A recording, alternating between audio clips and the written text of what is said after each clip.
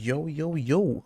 Hello, everybody, and I'm not quite sure what did I miss. I did not play some Dota for like a couple of days or weeks, I can't even remember. And I just saw when I opened Dota that the Act 3 of the Crownfall is unlocking on the 39th of June. I'm not quite sure in which universe Valve is living, but I like it. And I'm also not sure what they're smoking, but I literally want the same if it's available. So I like it though.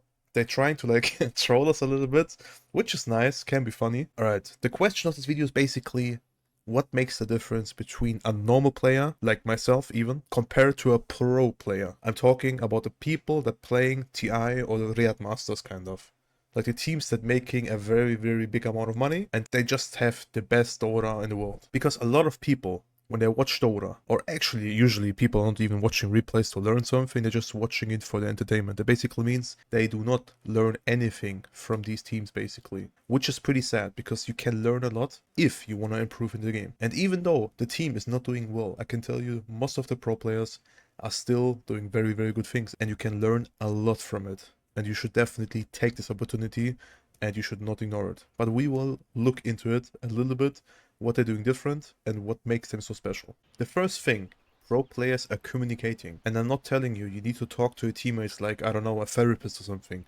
I just want you to literally use your chat wheel and put some commands there. For example, get back, help, missing, care, or okay. Like anything that lets you communicate with your team in a neutral and a nice way. Because usually whenever people start talking, and maybe they sound like a little bit of like angry or annoyed, you will piss off your other teammates. And that's a big problem because it will not help yourself and it will actually trigger your teammates, which results in worse situations and bad gameplay, and your teammates maybe might even trigger a tilt because of it and start ruining the game. So you should definitely think about this. You can even use the pings. Do not talk to them and flame them or some shit. This is the worst thing you can do. Trust me. I've done it a few times and it's not working out. I'm talking about experience here. So yeah, just look into my eyes of Earth Spirit. And now I'm gonna show you an example how you should definitely not communicate with your teammates. Whatever. You leave lane before my Vanguard. It's so bad, man. Sad. Very sad. Did you just say you want another one? Sure. Ой, Кансел, какой же ты мразь, блядь. Нахуя ты это делаешь? Нахуя ты всю игру фидишь? Кансел, блядь! Кансел! Кансел! Hopefully you're talking to your teammates in a nice way now. As you can see, Rubik and Underlord is sitting on the rune and they're looking at Tiny and Elder Titan. They can see the Beastmaster down bottom on the map and they can see their SF staying in the middle. That basically means they do not know where the Morphling is and they do not know where the Hoodwink is. And that's the reason why they're going back. They understand that they need to be scared because they do not see every hero on the map. Now they see the Hoodwink, but before they didn't. That's the reason why they did not contest this bounty rune. And this is just one small aspect what makes them good. Alright, on paper you can see it's Morphling, Elder Titan against a Rubik and an Underlord. That basically means Morphling should be stronger on paper. You never know what's gonna happen, but at some point Morphling is gonna take over. And Underlord and the Rubik, they can't do much against the Morphling. So Underlord understands this and he's just pulling the wave back. And this is what every very good player does. As you can see, he's reagreeing on the Morphling and he does this a few times until he gets a good position of his wave. And he doesn't even care about the range creep, as you can see. Because the problem is, Rubik should secure it, but the Elder Titan on this side here is doing a very good job on like zoning the Rubik so he can't get the range creep. But the Underlord understands it and he's like going for it with his Q. He did not use it, sadly, and he did not got it, but at least he got the experience. The Rubik is like playing with the Elder Titan a little bit, so he's like dragging back the attention from the Elder Titan instead of like the Underlord. But this is good. As you can see, Underlord is keep reagreeing over and over again. And I can tell you he's doing this the entire laning stage. At some point he's going to push the wave, but this is what he's supposed to do against the enemy hero that is stronger than him. Another important aspect is, these guys are always fighting 30 seconds before the Lotus. Or they're trying to push the wave in so they can get the Lotus in a free way. And this is happening almost every single game. As you can see, they're fighting bottom. 30 seconds, exactly 30 seconds before the Lotus. They're getting a double kill. But the problem is, the wave is going to push into the tower. And they will see a moment where they cannot contest the Lotus anymore. Because they're too low. The Beastmaster's respawning, the Hoodwink took the Lotus, all good. If we're looking at the top lane right now, it's the same situation. 30 seconds before, they're trying to force a fight so they can contest the Lotus. Elder Titan misses his Q, and they literally just fucked up the fight. The Underlord is very low, but it doesn't really matter because Rubik is just contesting the Lotus because they have a better positioning and their wave is like more pushed in. And as you can see, on both lanes, the same situation happened. They tried to force a fight. One of them was successfully, the other one was not successfully, but at the end they tried it and they tried to contest the Lotus.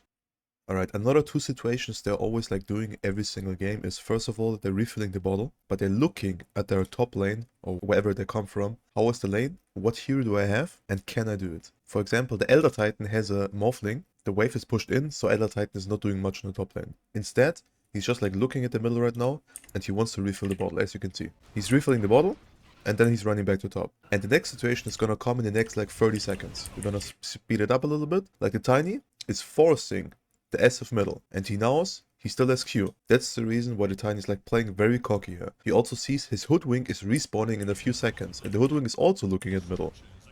And now the Tiny is using his Q, making some time. The Hoodwink is using his Q too, and he's waiting with his W until the Tiny is close with his toss again, and then they easily kill the SF. That basically means both of the supports of Team Spirit, they were looking middle after they died. And they're not just like randomly or like straightforward TPing back to their lane. They're looking at the other lanes, especially the mid lane, and they like TPing if they can help. And if they can't help, at least they usually refill the bottle if they can and if they have the time for it. Next situation they're always doing is basically they're fighting for the minute 6 rune. They usually start walking to the middle on like 5 minute 30, but sometimes they're doing it a little bit late, like 20 seconds before it. But if we're just looking at the minimap right now, Shadowfiend is chilling middle, Tiny runs middle, Hoodwink is running middle, and the Elder Titan is gonna join too. And that basically means the Rubik that is currently dead, he's gonna respawn and he's gonna TP middle probably and join the fight as well. And I can tell you, these guys are doing this every single game. Usually it's like 3 people to 4 people middle, but on tier 1 teams, it's always 6 people. Literally fighting around the runes every single time. And this is what makes them good. They're literally doing this consistently every game. Without any hesitation, they're just doing it and they don't really care. And this is what I like as well, because this is good. Just think about it, you were playing middle and your supports are always contesting your mid lane with the 6-minute rune. You would be happy to fight around it, especially if you are the stronger hero. For example, in these situations, Tiny is 10 times stronger because he has better spells than the SF right now, and whenever Tiny is full HP, full mana, he can easily fight with his supports and kill them all. Another important situation is basically tier 1 teams know how to take towers and how to react if you can't take a tower. As you can see, they're hitting the tower right now, but they're expecting the enemies to actually come. The Beastmaster is already running away and the Elder Titan is showing in front. If you were looking closely, you saw the Hoodwink were trying to break the smokes with the High Ground Ward up there.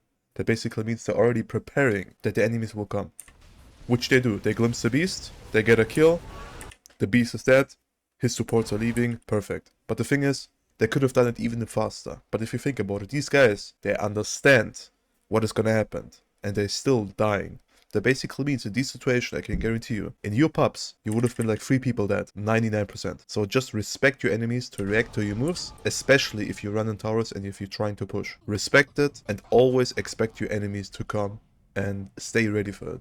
The next situation is going to rush. If you have heroes that can kill rush easily, do it. If you don't know when, just take the rule. 20 to 25 minutes is a very good time to take the rush. These teams are doing the rush because they know the Morphling is dead, and even though the Morphling is dead, they're respecting the enemies. As you can see, they're running out together, but the Tiny is already blinked in, and he's gonna get an insane avalanche here. But the thing is, they expecting the enemies to come. They're doing it, and they're respecting the enemies to always be there. And that's why they're moving out. It was a little bit too late, which is fine, but if you think about it, if this was your pub, I can guarantee you, you guys are chilling at the rush, Tiny jumps in, all of you guys are dead because like probably everybody's behind her. But these guys actually like run out and like try to avoid it, which was like a little bit too late. But if these guys are not doing it correctly, you will not do it correctly either in your pubs, especially your teammates. So think about it and please think about rush. Every single coaching session I had that is like below like let's say 3k or 4k MMR, nobody's thinking about the rush for like 50 minutes sometimes, which is insane. Think about the rush. He's your biggest bro And the last situation of this video, and in my opinion the most important one, is high ground. These guys will not go high ground without any advantage. The biggest advantage they have is the information that the enemies are chilling top. They know that the Disruptor and SF is there, and they know they have a cheese and they have a Aegis on the Morphling. That's the reason why they do this. But just look how they're doing it. The Morphling is hitting the high ground and his entire team is sitting in position behind him. They're not showing, they're not doing anything, they're just waiting until they get a toss back or anything else. And that's why these guys are good. Daytime just started, so they can't do this anymore, and they respect it and they slowly move back.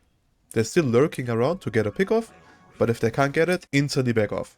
And that's why these guys are good. Respect the high ground and your enemies. Especially if you don't have any advantage. If you do this without Aegis, without cheese, I can guarantee you, your entire team and yourself will die, because you need to expect your enemies to have 5 buybacks, so it basically means you're playing 5 against 10 heroes. And this is your biggest down advantage in the earth. So respect it. And as you can see, Dota players that are playing TI or like making millions out of this game are basically humans at the end as well. They're doing mistakes, they're doing good things, but overall they're doing way less mistakes and they're doing it very crisp and they're playing it like with a very straightforward plan. So don't think like you are very bad or something. They're just doing stuff very straightforward. They have a lot of discipline and they have a lot of experience, and that's how they're doing it in a better fashion than you or us. Thanks for watching, ladies and gentlemen. I wish everybody a great day and good luck in your pubs. Thanks for watching. Bye bye.